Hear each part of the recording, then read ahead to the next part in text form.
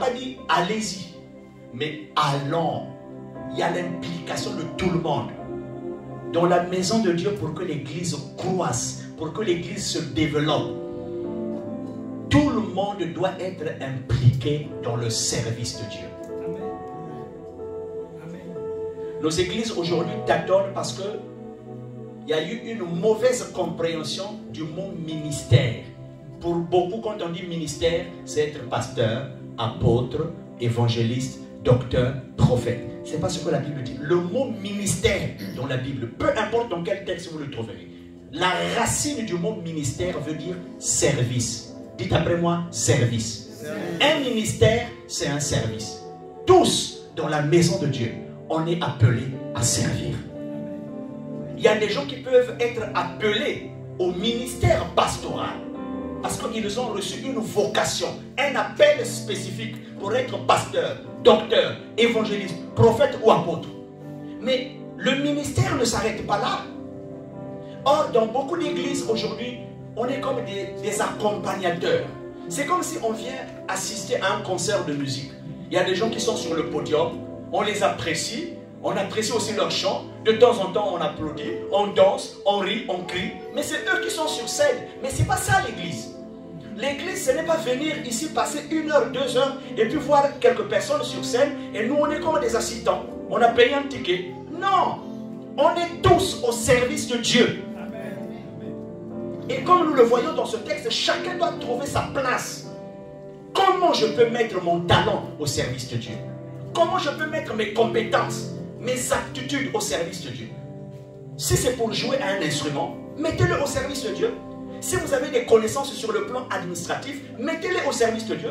Si votre talent c'est la décoration, c'est le nettoyage, mettez-les au service de Dieu. Si votre talent c'est tenir cette salle dans un état de propriété, faites-le. Si votre service pour vous c'est s'occuper des petits-enfants, de la jeunesse, faire du social, aller distribuer de la nourriture aux démunis, aux imprimés, ou bien c'est prendre la littérature, aller évangéliser. Il y a tellement de... Quelqu'un disait, l'église est le seul endroit où on ne devrait pas être au chômage. Amen. Parce qu'il y a du boulot, passez-moi l'expression, pour tout le monde. Mais aujourd'hui on vient, on est comme des assistants. Vous venez dans une église, il y a une ampoule, ça ne tient pas, on attend qui va le faire. On arrive, en fait, on arrive, on se dit toujours que quelqu'un doit le faire. Non, vous êtes serviteur de Dieu. Ici, il est dit, allons. C'est ce que nous avons commencé. J'ai toujours en mémoire les premières années où nous avons connu le Seigneur. Je bénis le Seigneur. Vous savez, aujourd'hui, comme je l'ai dit, il y a des changements. Aujourd'hui, dans pratiquement toutes les églises où que vous allez, il y a toute une organisation, il y a des départements, il y a des commissions, il y a la musique, il y a l'intercession. Je me suis converti il y a plus de 38 ans en arrière, à une époque où nous n'avions pas l'organisation comme aujourd'hui. Je bénis le Seigneur pour les progrès. Mais j'ai toujours béni Dieu. Nous arrivons à l'heure. Personne ne te demande d'arriver à temps. Nous venons à temps. Nous voulons maintenir l'endroit. Ce n'était pas des salles et des édifices avec la décoration que nous avons. Nous, on n'a pas grandi dans ce mouvement de rue. Nous tenons des réunions dans ce qu'on peut appeler comme des hangars. Mais vous arrivez à temps, il faut classer les mots. Et tu es heureux de le faire. Amen. Tu es content d'accomplir cette œuvre. Tu travailles. En fait, il y a un enthousiasme, pas un zèle amer. Mais tu es content de travailler. Tu es content de chanter. Tu es content d'inviter une personne. Mais aujourd'hui, parfois, quand je regarde les églises, j'ai l'impression que tous on est des patrons, des PDG. Donc on arrive comme le boss, le dernier. Toutes les conditions sont réunies et on cherche un accueil chaleureux avec un protocole qui vous souhaite bienvenue dans la... Nous, personne ne nous recevait. Je n'attends pas qu'on me dise bienvenue. Non, c'est un devoir. Je viens, je suis content d'être dans la maison de Dieu. Je cherche, qu'est-ce que je peux faire? Mes connaissances, mes talents, parce que je me dis, Seigneur, tu m'as sauvé. Qu'est-ce que je peux faire? Regardez, personne n'a demandé à David de bâtir une maison pour l'Éternel.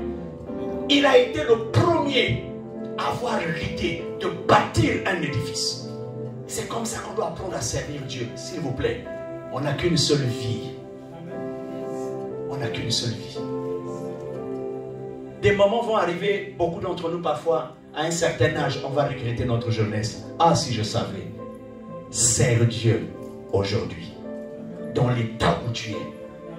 Il y a une femme dans la Bible qui s'appelait Anne, dans Luc 2, une veuve âgée de plus de 84 ans.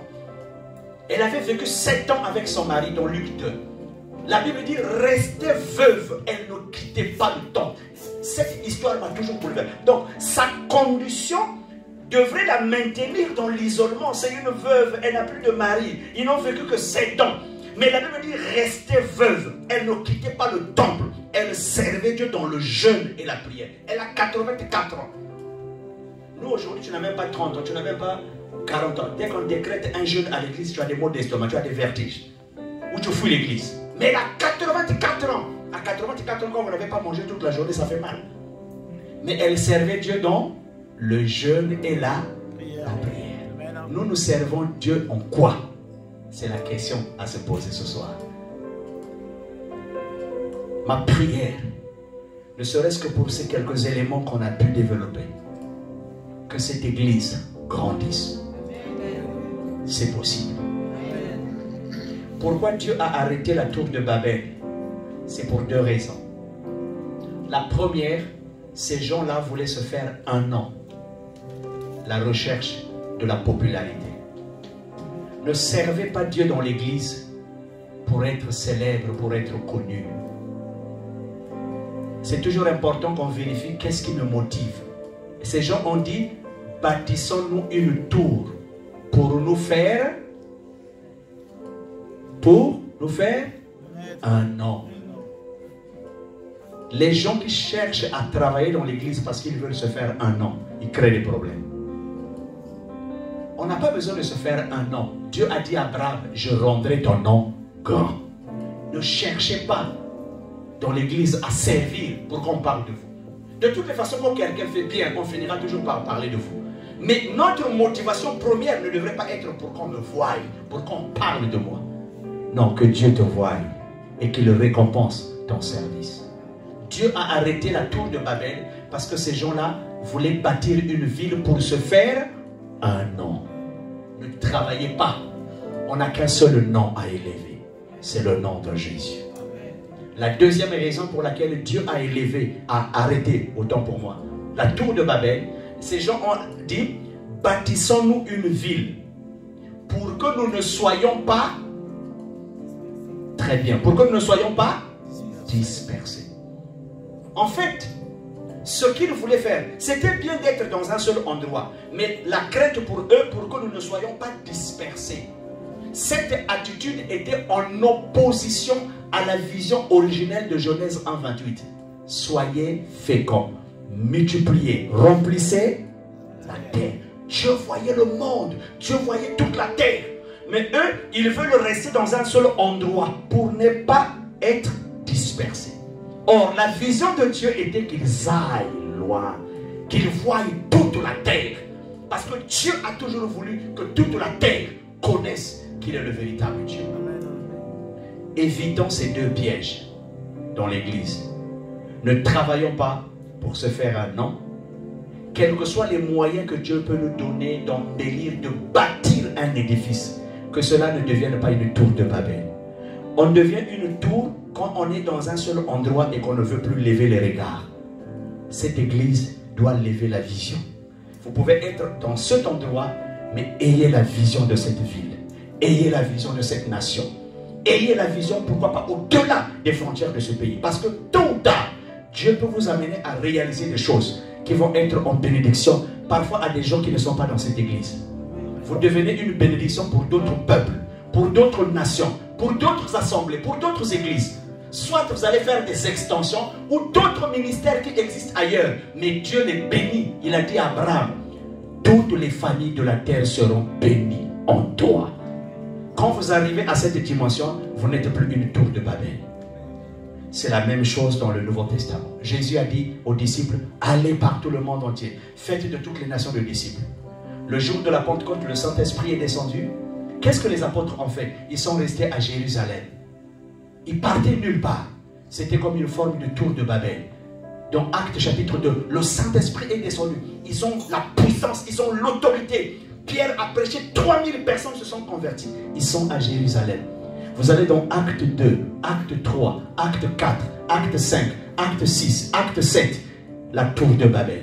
Acte 8, Dieu permet qu'il y ait la persécution. Quand on s'oppose à la vision de Dieu, Dieu peut disperser les gens. Ma prière ce soir, que Dieu nous amène à nous mobiliser et à nous épanouir ensemble. Voilà cette courte exhortation que je tenais à partager. J'espère que le Saint-Esprit nous aidera à repasser encore ces paroles. On n'a peut-être pas épuisé tous les points, mais l'essentiel de ce que nous avons pu partager. 1. J'encourage l'unité. Qu'on apprenne à travailler ensemble. Deuxième chose, on a parlé de quoi? Accepter le changement. Des changements positifs. Et on doit aspirer à cela. On doit rechercher ce que j'appelle la qualité. Troisième chose, la stabilité. Soyez stable dans votre foi. Je ne souhaite pas que des épreuves, que des malheurs, que des difficultés nous arrivent. Mais aussi vrai que ces choses arrivent dans le monde, l'Église peut faire face à des persécutions, à des moments parfois difficiles. Mais nous devions être, Paul disait, soyons inébranlables. C'est-à-dire que c'est comme des secousses, des épreuves. Comme un avion quand il traverse les zones de turbulence. Et après, on sort de cette zone-là. Peut-être qu'on traverse des moments difficiles. Ça peut être dans le cadre professionnel, la santé, le relationnel, les affaires. Parfois, tout est par terre. Mais sois stable. Parce que Dieu t'a choisi pour une belle œuvre. L'encouragement mutuel. Ne négligez personne. Ne détestez personne. Il y a des gens parfois qu'on néglige, mais qui sont des porteurs d'espoir dans l'Église. Vous savez, tant que vous ne connaissez pas les gens, ne les négligez pas. Parce que chacun de nous cache un trésor. Et nous avons enfin parlé de l'implication de tout le monde à la tâche. Mettez au service de Dieu les talents que Dieu vous a donnés. C'est comme ça que nous, on a appris à servir. On ne cherchait pas à être devant. On cherchait à servir, tout simplement. Et on le faisait sans nous attendre à rien. On n'attendait pas que quelqu'un nous encourage. Mais on était heureux de le faire. Et aujourd'hui, quand je regarde un peu le nombre d'années, je peux dire, Seigneur, merci de m'avoir appris ces choses. Que celui qui a les oreilles écoute ce que l'Esprit dit à l'Église. Amen. Amen. Merci. Veuillez vous lever, s'il vous plaît.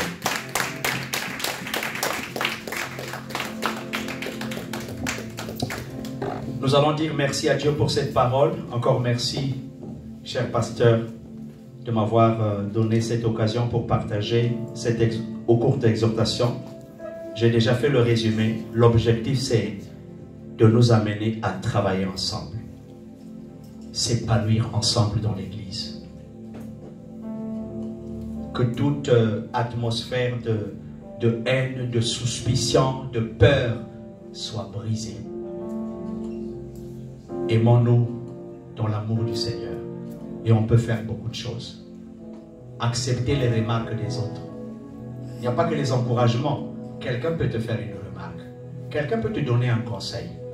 Quelqu'un peut te dire, mon frère, ma soeur, ce que vous avez fait, c'est pas bon. Ne te mets pas en colère.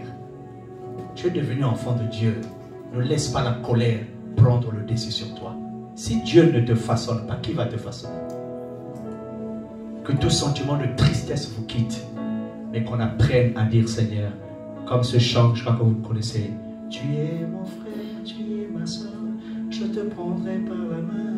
Ensemble nous travaillerons jusqu'à ce qu'il y ait. Tu es mon frère, tu es ma soeur. Peu importe ton nom, ton origine, la couleur de ta peau, que tu sois homme, que tu sois femme, du nord, du sud, de l'est, de l'ouest. En Jésus, tu es mon frère. Et j'aimerais te regarder et témoigner cet amour, de dire tu es un frère. J'aimerais qu'on se tienne les mains dans l'œuvre de Dieu et qu'on avance ensemble. S'il y a des gens qui, parfois dans les moments difficiles, vous n'avez peut-être pas été assistés, que Dieu nous pardonne, mais qu'on se mette de nouveau debout. Parce qu'il y a des gens aussi qui ont vécu, permettez-moi s'il vous plaît, des chocs, des déceptions, parfois dans la vie sentimentale, la vie professionnelle. Ça peut arriver dans nos familles ou dans d'autres églises où nous avons été. Moi, j'en connais beaucoup. Des gens que j'ai connus dynamiques pour chanter, pour prêcher, pour faire quelque chose. Mais tu le vois dans l'église, il est devenu comme muet. Il ne fait plus rien. Pourquoi? Il a peur de revivre les mêmes choses. Je connais des gens qui ont soutenu les ministères, qui ont béni les églises, qui ont payé du matériel, qui ont fait des actions sociales de grande envergure, mais qui ont été choqués parce qu'ils ont été mal jugés, qui ont connu la déception et ils ont dit plus jamais.